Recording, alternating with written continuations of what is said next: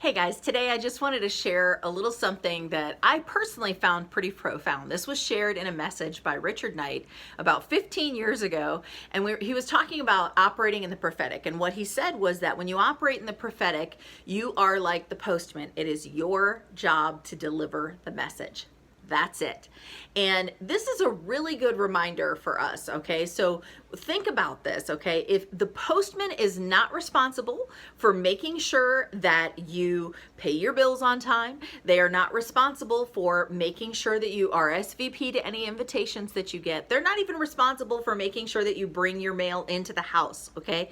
None of that is their responsibility. It's their responsibility to deliver the mail and to deliver it in good condition and in its entirety, okay? So that is their responsibility. But so when we liken this to the prophetic, what that means is it's your responsibility to make sure that you give a complete and accurate word of the Lord, okay? So what he gives you, you give that. You're going to do that in love, okay? But it is not your responsibility to make sure that that word is received. It is not your responsibility to make sure that that word is acted on. It's not even your responsibility to try and tell them what that word means, unless that's part of the message, okay? That's a whole different thing. But if that's not part of the message that God has given you, I mean, it's not like your mail lady sits down with you and says, let me explain to you what this letter from the IRS is trying to tell you, okay? That's not your mail person's responsibility. And in the same way, that's not your responsibility. The other thing that we need to take into consideration is that the quality of the mail that you're getting does not reflect on your mail person. So in other words, if I'm receiving a letter and it's bad news, that doesn't mean that my mail lady is bad. Has nothing to do with her. It was her job to deliver the message, okay? So in the same way, don't allow people's response to what you deliver to reflect on you as a person or to reflect on the the good or badness of your words, okay? What they're reflecting back to you has no bearing on who you are as a person or on whether or not you're prophetic or on the accuracy of your words, okay? It is your job to hear and to release. That's it. And so staying in your lane and trusting that and just being in a place of just humble obedience, that's really what it gets down to. Because if you find that your words are being received and are being acted on, that's nothing to get puffed up in pride about, because you're flowing in the Holy Ghost, right? And so that's for him to get puffed up about. If anyone was going to get proud, that would be God to get proud, because you're just delivering his word.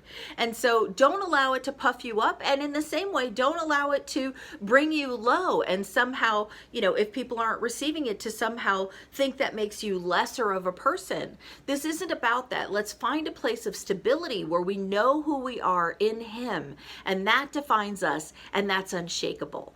And so anyway, hopefully that's helpful to someone, and hopefully that help clarifies the role, because I think a lot of times we want to try and be helpful, and so we feel like we have to make them believe it because we're like, but God said this. But you know what? The words can stand on their own. And guys, remember that sometimes God will deliver a message and God knows that the person isn't going to receive or understand it until some later point in time. And so we can't presume what God's intention is with that word. It is simply our job to deliver the message. I know that personally, he's had me deliver words that in the moment weren't received, but that years later, the person came back and said, you know what? That word was for right now, and it's blessing my socks off. Thank you for being obedient, and I'm sorry I didn't receive it in the time. And if I had let that word not being received when I gave it affect me and affect the way I saw my gifting, that could have shifted how I operated in it. And it wasn't that I was giving an inaccurate word. It was that it was not for that season. And so anyway, so hopefully that's helpful to someone. Stand fast to your gifting. Just cultivate that relationship and that flow with the Father, and then just act in humble obedience and stay in that place. Just deliver the message. Anyway, hopefully that makes sense to somebody.